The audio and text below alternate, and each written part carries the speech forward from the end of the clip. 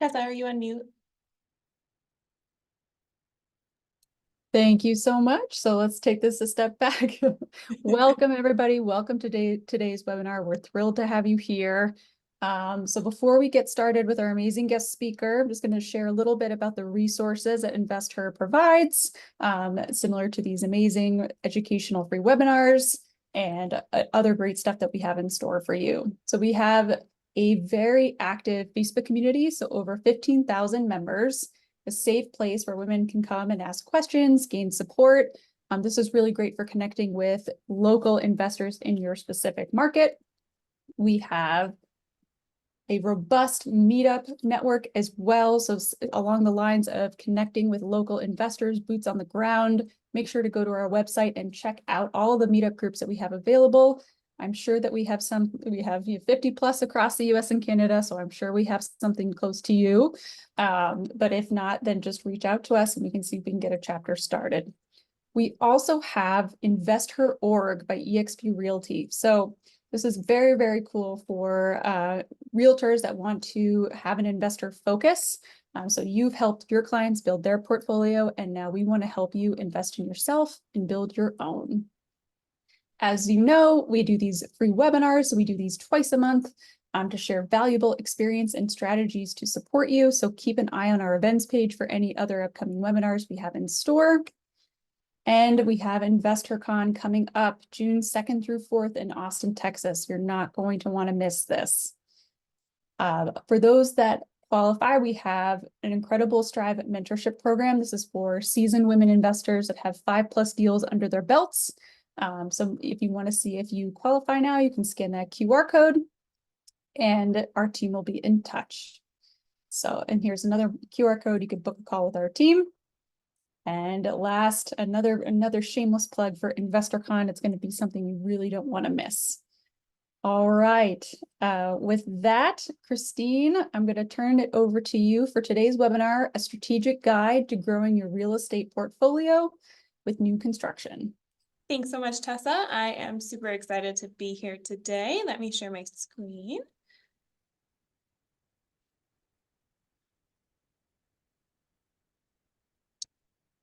Right. There we go. All right, so thank you so much for everybody attending today. I'm really excited to meet everybody in this group. When marketing told me that we had this partnership that was a little bit new for us, I was so excited because I have been looking for something like this for a really long time. It's great to have a space where there's so many women connecting with each other. So today I am going to be talking about the benefits of new construction, how it can benefit your portfolio, some tips for choosing a market, the financing options that you have available to you, some common pitfalls that we've seen, and then we'll go into a couple of case studies to see what the real numbers look like, not just talking about it. So a little bit about me, just to give you an introduction. I've been with RCN Capital for about 3 years now. I'm a senior loan officer, so I'm seeing the deals come across my desk, getting them to the finish line. I've seen a lot of different deals. We've had a lot of success with ground up construction. This product has been really popular with the way that the market is right now, and just seeing a lack of inventory. A lot of investors are turning towards ground up construction. So it's a really great option to be able to build your portfolio. You're able to customize the materials that you're using, create a more modern structure, customize it to the area, make sure that it fits with the area. There's a lot lower maintenance costs, so you don't have to worry about, with a fix and flip, sometimes there's a lot of surprises that can delay your project, but with ground up construction, you know what you're building. The first step in starting to use ground up construction is really making sure that you have a great team, and building out that team is so important. So if you already have a mentor that you're working with, that's great. If they have experience with ground up construction, even better, but a mentor is always a great place to start, along with networking with other real estate agents in the area. If they have any land deals that they don't really work with, or if they know that a property is going to be a tear down, that's a great opportunity for a new construction project. Different other investors in your market could be great, because if they quite want to get involved in ground up construction, they could be a great option for your disposition. The next person that you need to have on your team, you need to have a variety of different lending partners, right? There's going to be different options that fit within each lender's box. So making sure that you have a variety of partners that you can work with ensures that you always have somebody that can help you fund that deal. Next up, you're going to need to make sure that you have a design team in place. Sometimes those, when you have a deal that needs to move quickly, you want to make sure that you can get those designs back from an architect, from a designer, and have something ready to present to the lender with part of your package. For your project manager, is that person going to be the same? Is that going to be you? Is that going to be a different person? Is it going to be your acquisitions manager? Who is going to handle, really being the boots on the ground person that's going to oversee this deal? Are they going to be responsible for communicating with the lender? Who's going to be responsible for permitting the deal, the construction draws later in the process? Really deciding who's going to own each part of the process will help make sure that it flows as smoothly as possible. Your general contractor, is that going to be, if it's a new market, are you working with a new general contractor? Do you need to interview new people? Are they going to be responsible for managing the project, or is that person going to be in your office? Who's going to be responsible for finding these deals for you, right? Are you going to be responsible for finding the deals? Or again, is that going to be your acquisitions person? Do you have a new dedicated team that's specific to ground up construction? It all depends how aggressive you want to be with this strategy. Obviously, you want to be pretty hands-on if you're new to this, to make sure that you have a really good idea of what the project looks like from start to finish.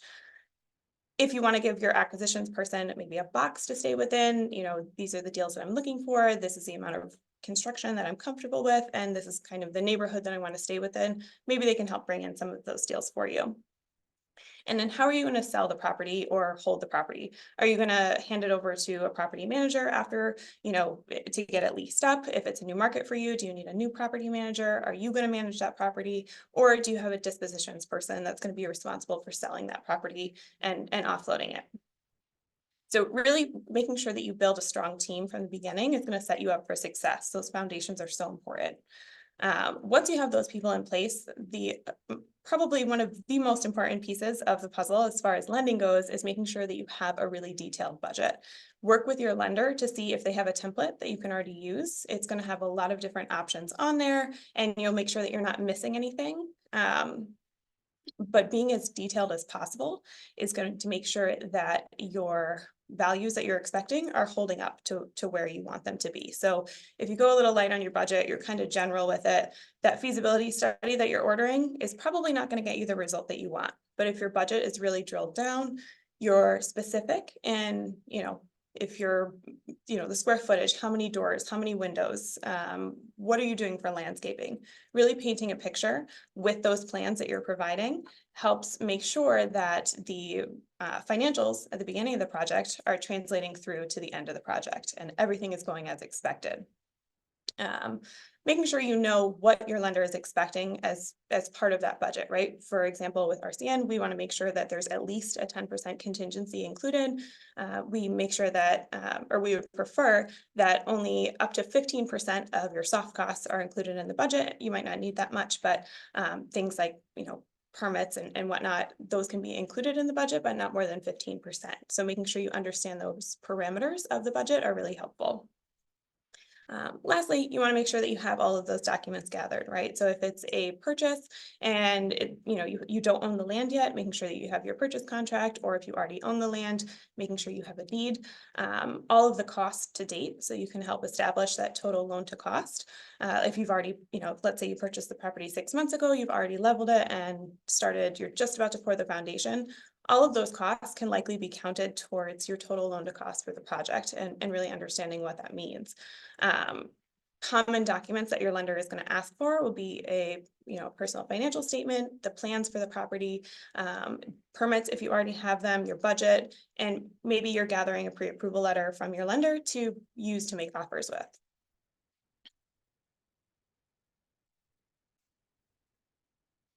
So once you have all of those things and you've really laid a foundation, you want to make sure that you're choosing the right market for you. If it's a market that you're already in and you're seeing a demand for ground up construction, that's great. You already know your market well. But if it's a new market and you kind of want to branch out a little bit, it's really important to pay attention to the, trends for population growth, housing shortages, what's the development like in that area, where is there really a need for more rentals that you could fill that gap and be a really good source for the community. Making sure that you're selecting the right project within that market is just as important. So making sure that the location is a good location, the builder that you're working with has a good reputation in that area. The property that you're building isn't the white elephant of the neighborhood, right? It conforms to the neighborhood. It's a similar size, a similar price point. It's not too big, not too small. There's going to be good comps around your property to make sure that your value is being supported. Really making sure that you're doing the due diligence on that land. So, not only the market itself, but has that land had any issues? Were there title issues on the property that you need to be aware of? Because that could obviously impact your timeline. So for some recommendations for markets that we've been seeing recently. Florida is obviously a great market for it. Miami is a great market, but there's other markets that are just outside of the major metros that have a lot of demand. Hollywood, Florida has been one that we've been seeing come across our desk. It's got a lot of growth potential there. Fort Lauderdale being close to so close to Miami is another great option. Port St. Lucie has a strong demand for new construction. There's a lot of potential for new construction in that area. In the Arizona area, we're seeing Suntan Valley, just outside the Phoenix Mesa metro area. So that's a great option. Really anywhere that has a strong rental market is going to be a great option for new construction, right? So things like Phoenix, Miami, Austin, what are some markets just outside of those major areas that are experiencing the need for more housing, but maybe don't have as much competition as those major markets? We've recently closed some loans in Cape Coral, Florida, Houston, Texas, Columbia, South Carolina, Gastonia, Columbus, and Garfield.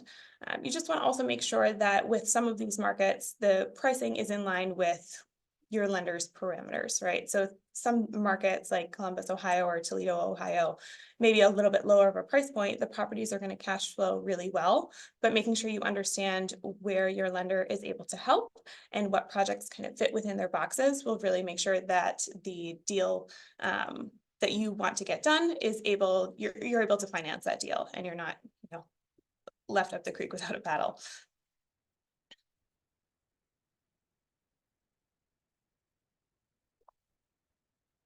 So when it comes to financing options, there's quite a bit of options out there. So obviously you have your traditional loans. They have a more competitive interest rate, but it's a much longer process. And they may require you to already own the land. They may not finance that purchase. Maybe they don't finance the acquisition part of it, or maybe they, maybe you have to get two loans, one for the acquisition, one for the construction costs, and that's two closings. It's going to increase your cost. So is it really worth it to be saving on the rate? Maybe.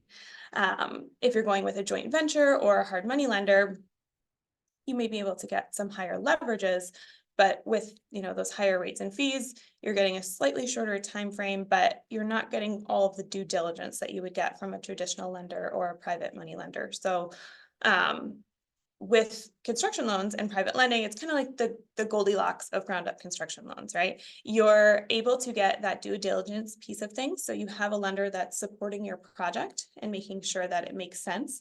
It's another set of eyes on the project to make sure that, you're getting a feasibility report, the construction budget supports the whole project and you're not going to run out of funds, that it makes sense for the market. And it's, our timelines in private lending are pretty comparable to hard money lending, but we have a little bit more assurances. It's not like your average guy that's just throwing money around with a 15% interest rate and you need it back in 6 months. It's a really good hybrid of traditional loans and hard money lenders. When you're working with these different options, you want to understand what they're able to offer. So do they have minimum or maximum loan amounts?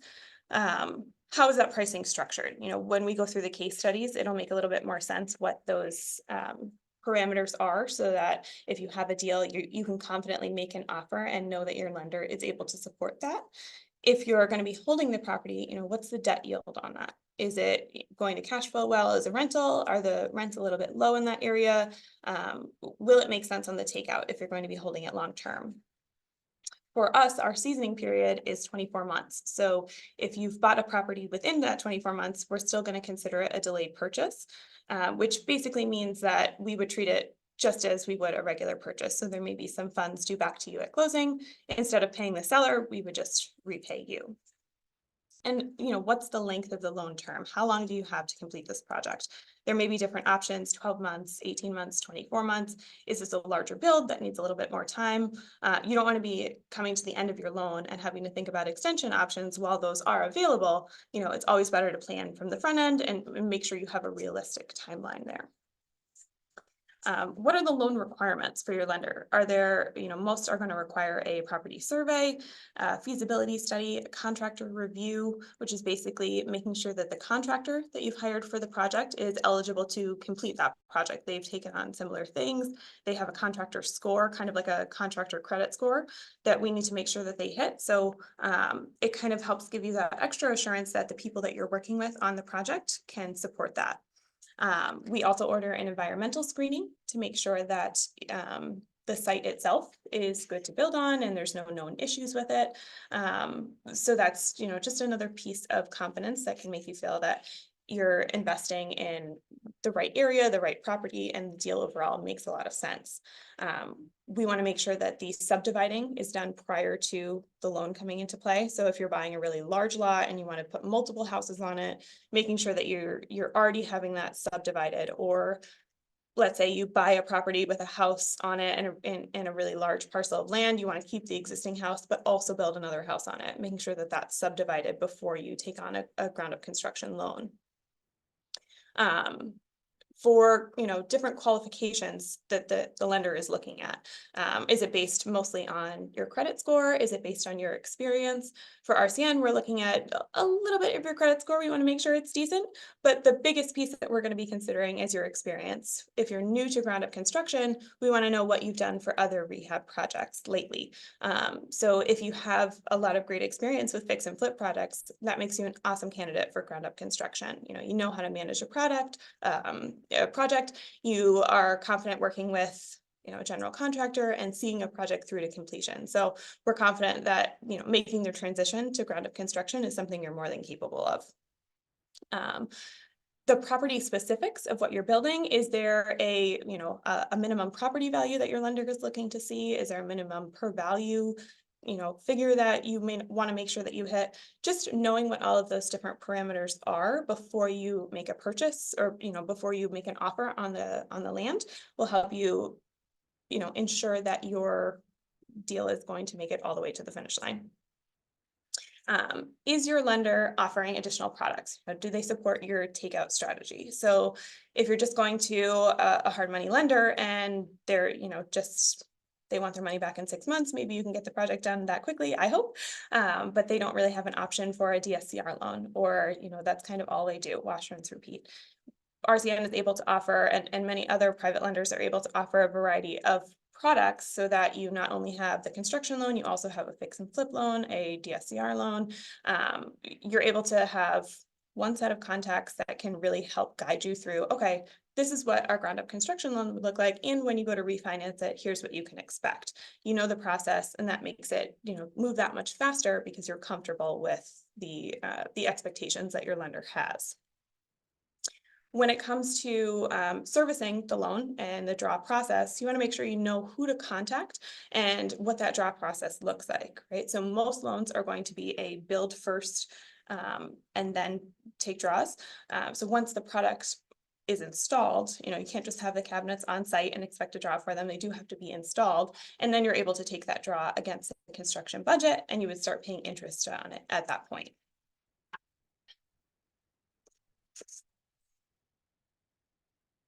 So when you're working with a new loan type, there's going to be some struggles, a lot of different things that you'll encounter, and hopefully you'll be able to learn from your mentor or other people in your network that can help tell you about what some of those common pitfalls are and how you can avoid them. some of them can't be avoided, right? You've got market fluctuations. You may have delays in construction, the materials don't get there when expected.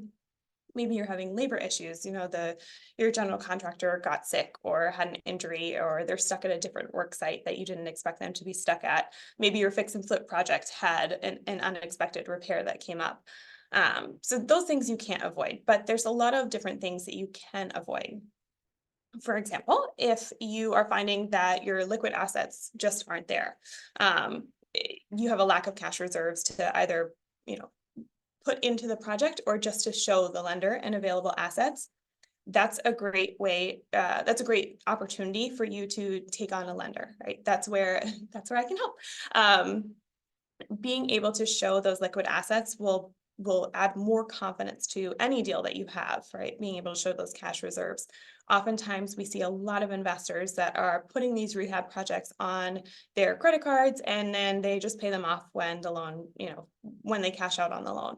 And while that strategy may work for one or two projects at a time, that's not really a scalable way to build your business, right? You're going to see your credit score fluctuate. It makes it a lot harder to obtain a loan if your credit score isn't exactly where you want it to be, and you're not going to get the best rates available to you. So being able to take on a loan that has those rehab funds available to you, or those construction funds available to you, will make sure that your credit score is where you want it to be, you're getting the best terms possible, and your liquid cash is available to work on the projects that you want to work on, or who knows when that next great project is going to come on the market that you want to be able to acquire. If you don't have the liquid cash to do that, then you're kind of just stuck. Time delays, making sure that you set reasonable expectations with your entire team. So even if you think something is going to take a couple of days, or it should take a couple of days, check in with each piece of your team, each piece of the process, each member of your team, to see what that really looks like, what's on their plate, what do they think is realistic. I know I'm guilty of this all the time. I think doing the dishes is going to take a half hour, and then an hour later I'm still at the sink doing the dishes and I have no idea where the time went. So really making sure that you have a realistic expectation for what your timeline looks like. Touch base with your lender. How long is the loan going to take to close? Materials is one of the materials that you want to include on the project on back order, or going to take an extra long time. Can you adjust that part of your process to shorten your timeline there and avoid paying interest for a longer period of time?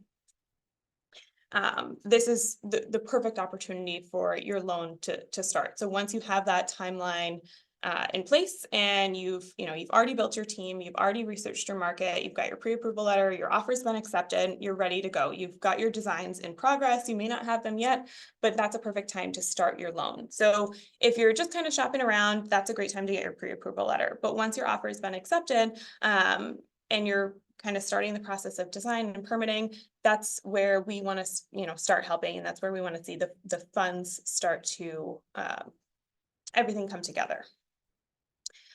Another common pitfall that we see is title delays. Just making sure that you know the history of the property. Has this property come on the market 3 times already? Has it transferred recently? I saw a property a couple of weeks ago that came across my desk, and in looking at the property itself, it had been listed for sale, removed from sale, listed for sale, transferred for $10,000 less. It was just a really big red flag, like, okay, what's going on with this property? Why has it been transferred so recently? Why was it bought for $10,000 and then resold for $15,000 so quickly? Not only is that good for you to know, but it's something that your lender should be looking at as well.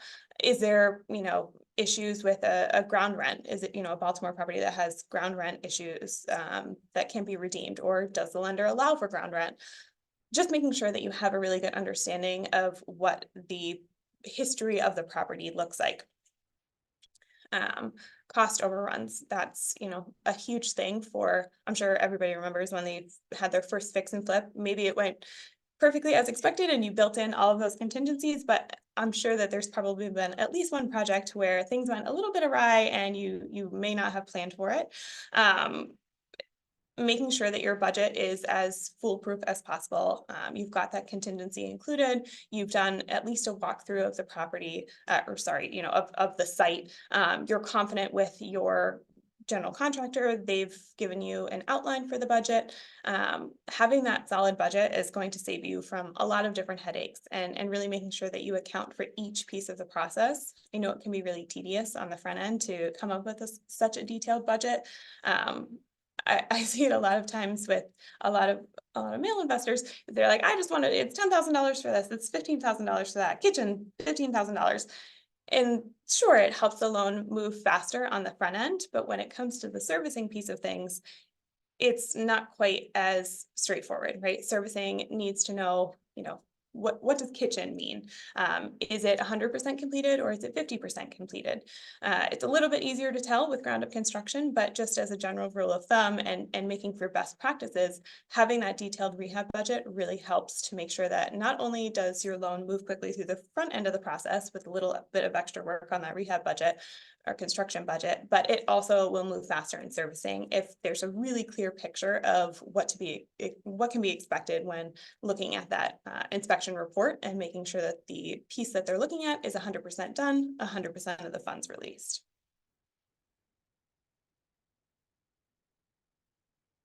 Okay, so let me jump into a couple of case studies here.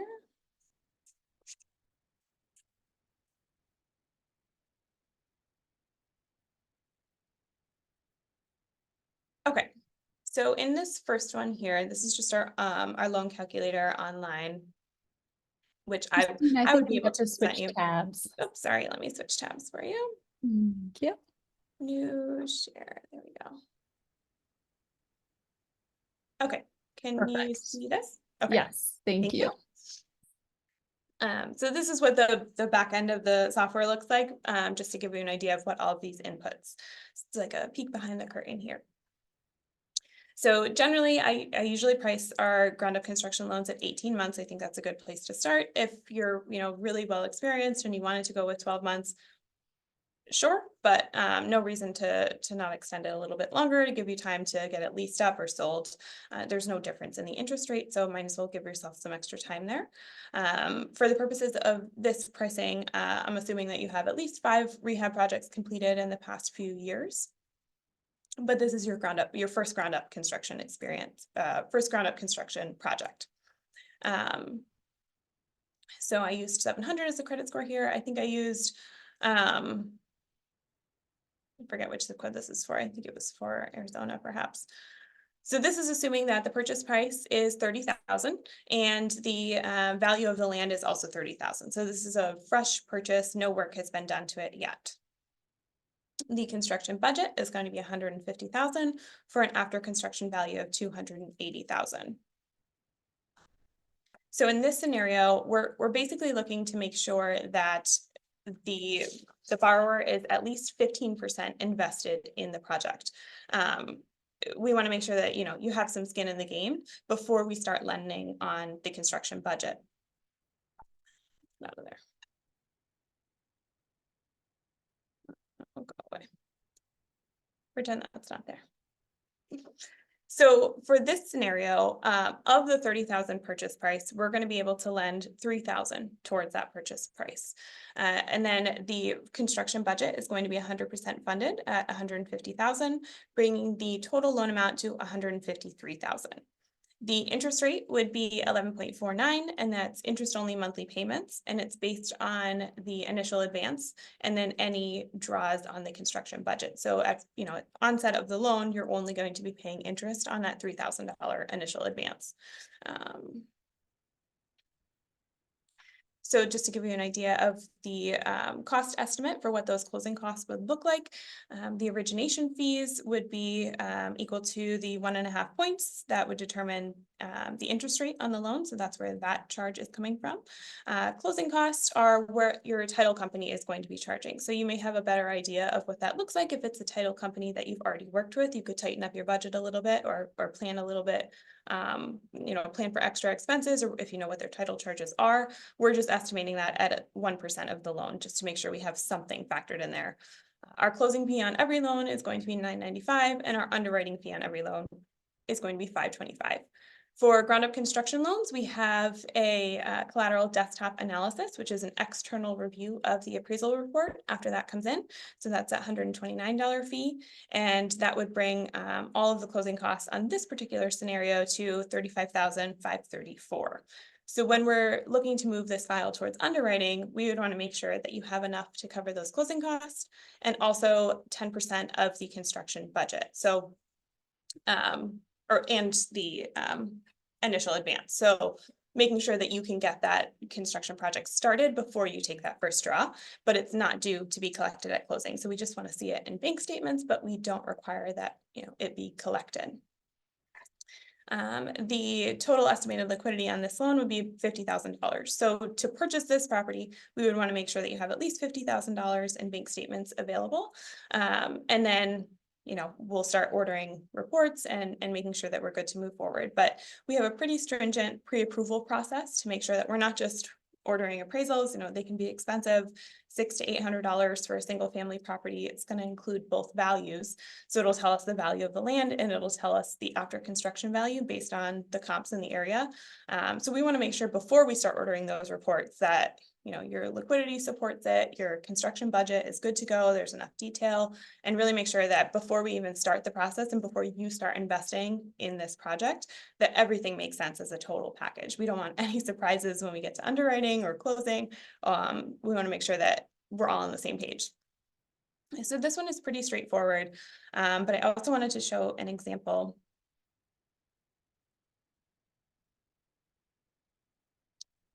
of when it's not quite as straightforward. So in this example, the land purchase is a little bit lower. It's only $15,000.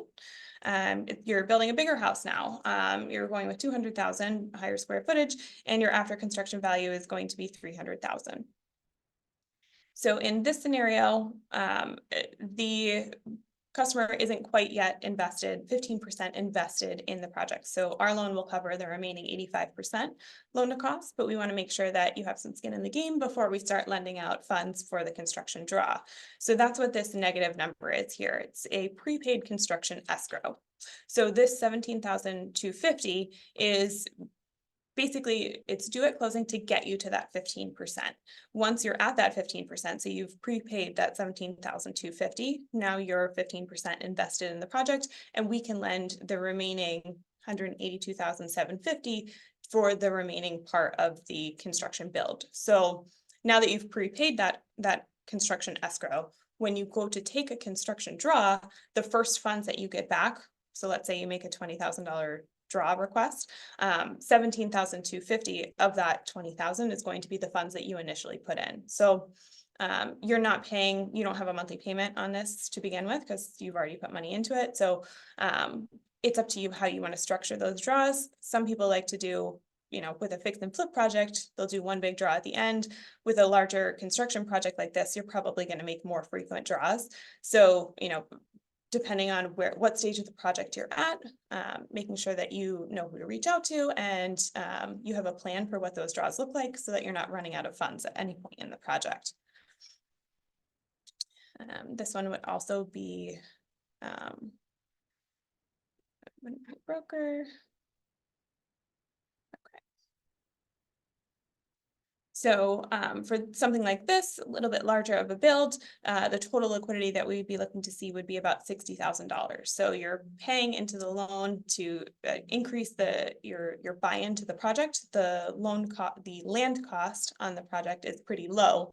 So by paying in that additional $17,000, you're now more invested in the project and there's more confidence in lending out the remainder of those construction funds, if that makes sense. Me go back to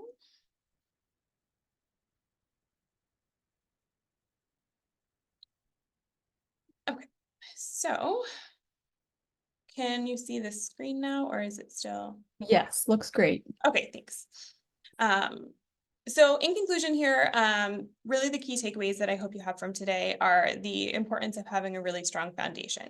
Building that team to maximize your success is so important, and making sure that you have your lender partners, you have, a mentor that's supporting you, or just a network of people like the real estate investor community that can answer your questions and, guide you on the best options, bounce ideas off of. And then also having the boots on the ground people. Is it a new market for you? Do you need a new property manager for that market? Are you working with a new builder, new general contractor?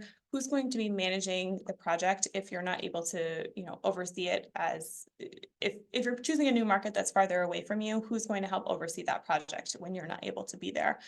Or maybe you're not confident in that and you want to pick something closer to home, but just really making sure that you have that team set up is going to be really important when you're, diving into a new product like this.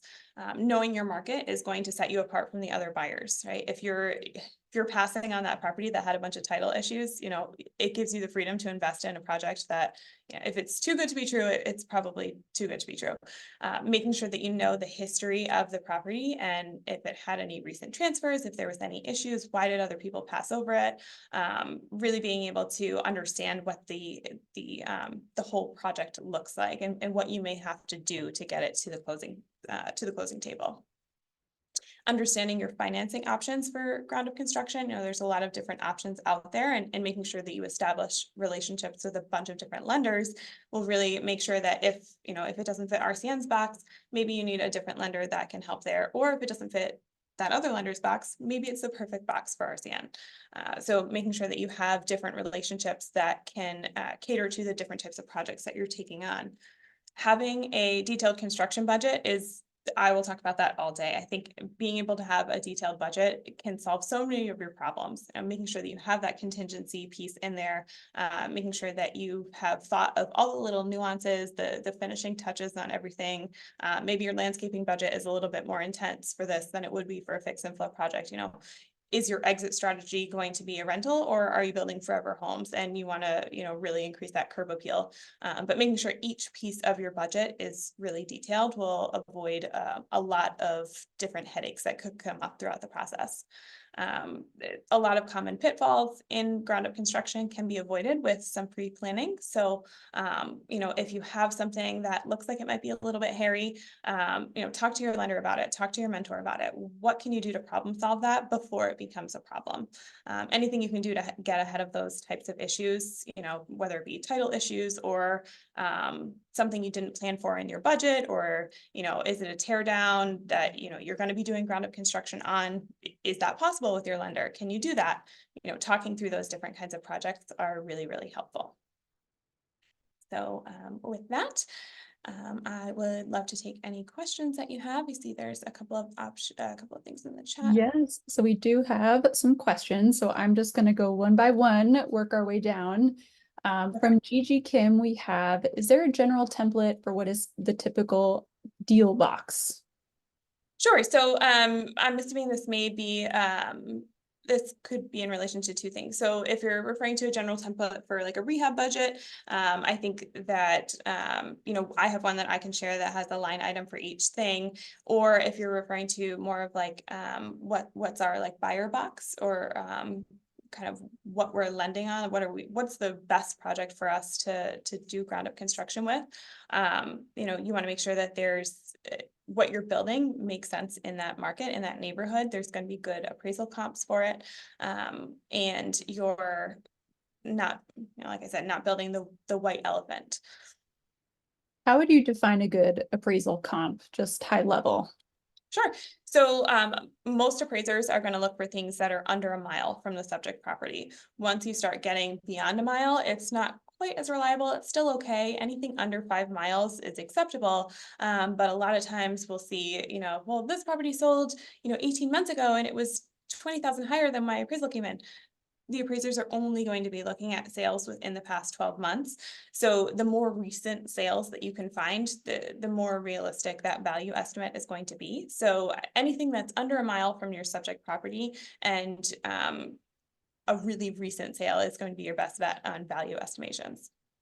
Awesome. And I've also heard like not crossing major roads as well. So it's like, Exactly. Yeah, relying on the natural boundaries of the neighborhood. So if it's another good object, another good thing to consider is like, is it a different school system?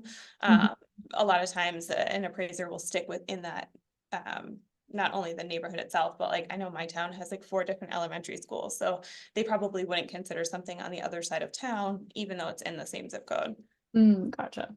And this leads us into what I think that you addressed is that do you have a budget template? You really talked about the importance of this, all the different line items, making sure to account for the unexpected things, time delays, etc. So is that something that RCN has a template that you would share? And can you talk a little bit about the partnership and putting that together to make sure you're both set up for success? Of course, yeah, I definitely have a template that I can share with the group that goes through room by room, item by item. And anytime that I'm getting a budget in, whether it's a fix and flip budget or a construction budget, I'm reading through it in detail and making sure I know what to expect. Because sometimes, you're just flying through things and you may have taken the time to put it in your budget, but maybe we didn't talk about it, right? Like fix and flip is a great example with, foundation things. Like maybe you're just like, yeah, foundation things and we don't really talk about it. But then I'm reading it in your budget and I'm like, hey, I noticed this item here where you're doing joist repairs. Like, what's up with that? Is the floor falling out? Like we should probably talk about that.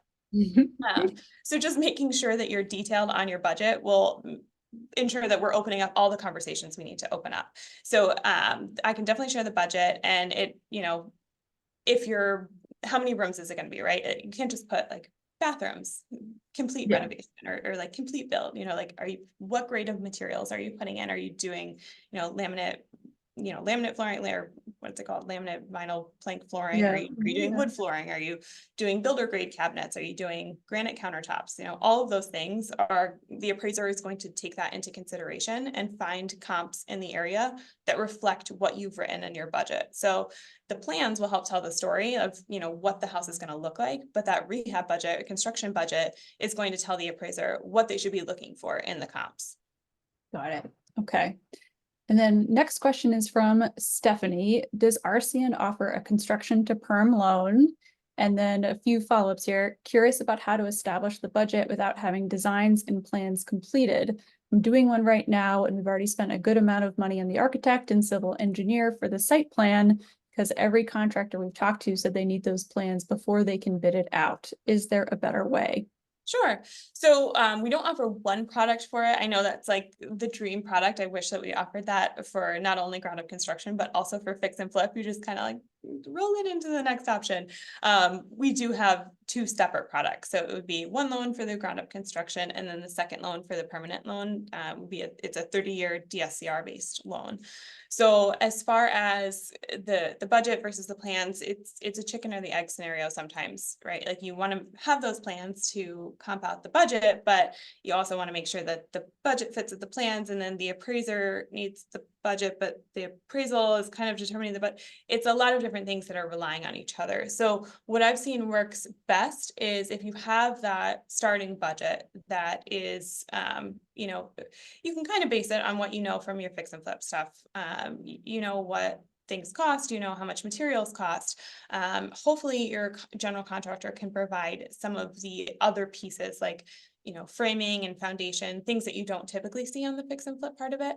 And then when we order a feasibility study on the loan, CFSI is the vendor that we use for that and for the construction draws. They're going to review the budget in detail and make any recommendations. So that's a really helpful piece when you may or may not have the architectural plans yet. The feasibility study can help make some recommendations on the budget so that we can get that back before we order the appraisal. A lot of times, some lenders may order them in conjunction. Even some of my colleagues will order them together and have the feasibility study and the appraisal going at the same time. But I found that having that feasibility study first with all of the recommendations on the budget and really firming up that budget first and then using that to order the appraisal makes for a little bit shorter of a timeline. Helpful. Thank you. And last question here we have from Meg. What if you have someone else purchasing the project and your share of the project is construction only? Do you provide loans for just the construction portion? It sounds like you do, but if you could just elaborate. So it sounds like that's maybe a little bit of a unique situation. If it's like a joint venture and somebody else is, purchasing the land and then you're going to be responsible for the construction piece of it. It sounds like that's something that we could make work. It just depends like who's taking on the legal responsibility for each piece of the process, like who's going to be taking title on the project. If you're only responsible for the construction in the sense that like you're the general contractor on the loan or on the project, then you may not have any legal ties to the property.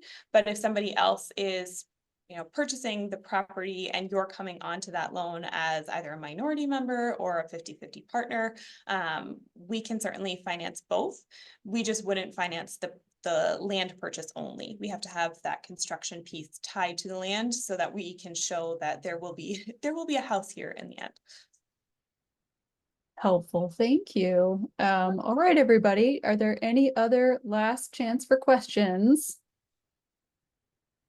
Another second here, but thank you so much for this, Christine. This has just been incredibly It was helpful. great to be able to share this with everybody, and I would love to have any conversations offline with any questions that you may have. I know it can be a little bit overwhelming trying to figure out the pricing, and even when we got this product as a new product about, I don't know, almost 2 years ago now, it can be a little confusing, like what is a negative initial advance? Like what does that even mean? But putting it into the terms of like, okay, you just have to have some buy-in to the project before you can take money out to fund the construction was really helpful. So, if you want to talk through specific pricing scenarios, or if you, want me to review a rehab budget, always happy to help. Oh, thank you so much, everyone. Take a snapshot, take a screenshot to make sure you have Christine's contact information and can reach out if you have any follow-up questions. Thank you so, so much. And as always, we encourage you to take action, take one micro step based on what you learned today to achieve your financial freedom goals. All right. Thank you. Bye, everybody. Bye.